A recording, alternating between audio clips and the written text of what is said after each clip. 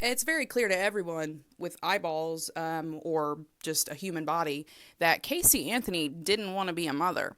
So, why didn't she give custody of Caylee to her parents who had asked for it several times?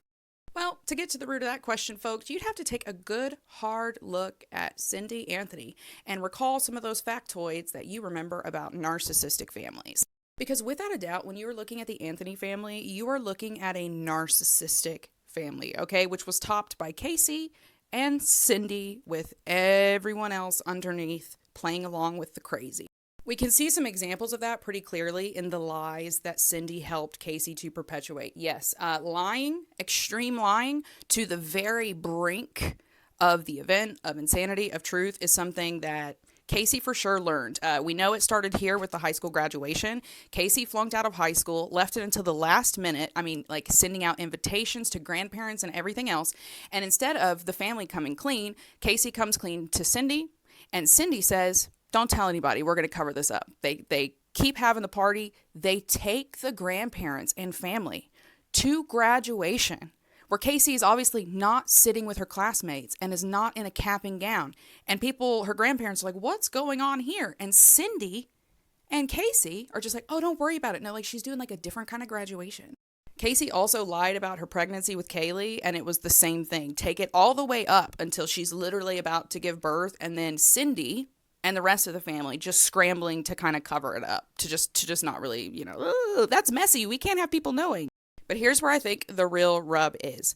There are so many stories, so many from Cindy, from the family, from friends, of Cindy and Casey basically being at each other's throats. There's even a documented time of Cindy saying to Casey, Caylee is the best mistake you've ever made.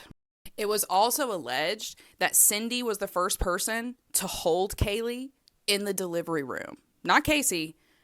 Cindy was the first person to hold the baby. And Cindy herself testified that she had asked for custody. She wanted custody of Caylee. And she had said, people claim she had gone on record saying it was like holding Caylee all over again. It was like her second chance, her redo at getting a little girl right.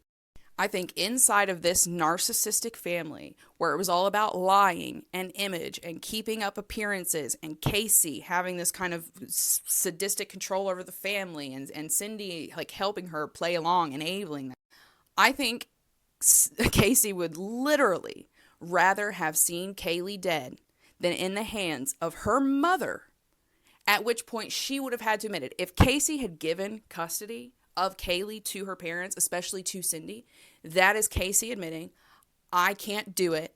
I'm a failure. And I literally think Casey would rather have seen Caylee dead than admit to her mother that she was a failure who made a mistake. Because Casey's whole entire existence was failure, right? It was failure. There was nothing special about her. There still isn't. She has no special talents. She's not even special good looking. Like in the communities that she was from, you find a dime a dozen women that look better than her on a Tuesday night. It's all about image. And that's why Caylee was left in a position where this could even happen to her, right? Because people were not asking the right questions. People were not taking the right action, even if they had suspicions, because it was all about image. If everything looked fine, if everything looked good, looked normal, then people weren't going to dig too much.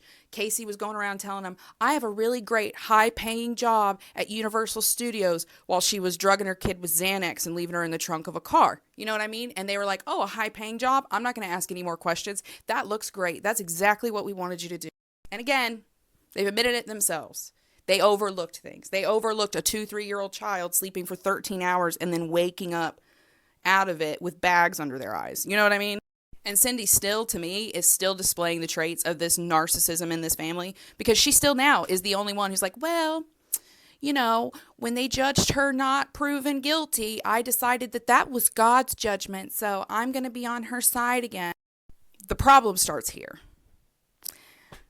The problem started here.